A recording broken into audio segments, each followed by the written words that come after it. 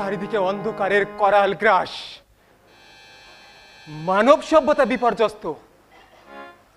অন্তরাত্মার বিশুদ্ধতা নিয়ে বিশ্বময় শান্তির বার্তা পৌঁছে দিতে আমি এক নির্ভীক সৈনিক।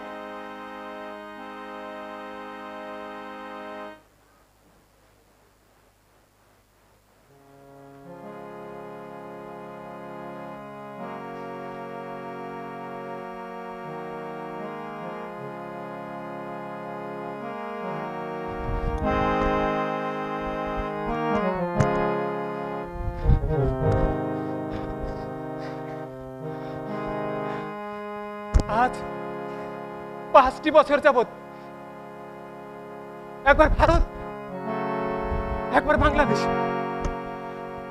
একবার ভারত, একবার বাংলাদেশ করতে করতে আমি আজ বড় ক্লান্ত,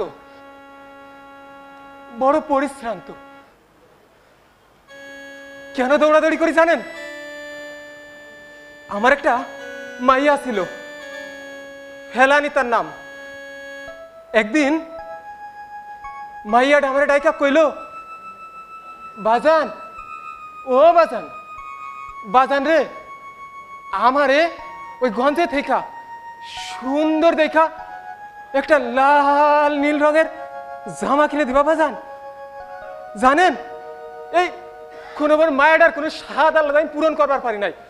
তো এইবার অনেক কষ্ট করিয়া বাজার থেকে অনেক কাপড় দেখা মায়াটার জন্য সুন্দর লাল টুকটুকে নীল রঙের মিশ্রণের একটা জামা কিনে আনছিলাম। জামাটা গায়ে মায়ে পিন্দা সারা এলাকা ঘুরে বেড়াইতেছিল। হঠাৎ একদিন ওপার বাংলা থেকে আমার মায়াটারে পাখির মতো গুলি করে মারলো। কইতে পারেন আমার মেয়েটা তো নিষ্পাপা ছিল, অবুঝা ছিল। এই এর লাইনা আমি একবার এপার বাংলা আর একবার ওপার বাংলা করি, একবার ভারত একবার বাংলাদেশ আসা যাওয়া করি। এই একবার কল্পনা করতে পারেন আপনার মেয়েটা, হ্যাঁ আপনার মেয়েটা যদি কাটা তারে বেড়াই ঝুলতো, আপনি কি বিচার পাইছেন না? পাই নাই, আমি বিচার পাই নাই। এই বড় বড় মিডিয়াগুলো পায়ের উপর পাও তুলা মিডিয়া ব্যক্তিত্বরা অনেক টকশো করছে, পেপার পত্রিকা অনেক লেখালেখি হয়েছে, অনেক আমারে আর আমার মায়েরারে পুঁজি কইরা অনেক টাকা কামাই করে নিছে। আমি কিছু পাই নাই বিনিময়ে, আমি কিছু পাই নাই। আপনাগর ওই মিডিয়া, জাতিসংঘ, মানবাধিকার কমিশন, অপরাধ আদালত সবাই দেখছে, আমি কোনো ন্যায় বিচার পাই নাই। আমাকে মানবাধিকার লাগে না, আমাকে মানবাধিকার লাগে না। কইতে পারেন শুধু আমি একা না, এই সীমান্তে প্রত্যেক বছর বেবাদ লোক মারা যায়। এখন বেবাদ হই আমার মতো ন্যায় বিচার থেকে বঞ্চিত।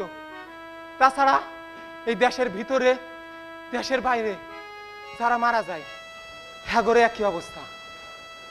আপনারা কইতাছি কেন?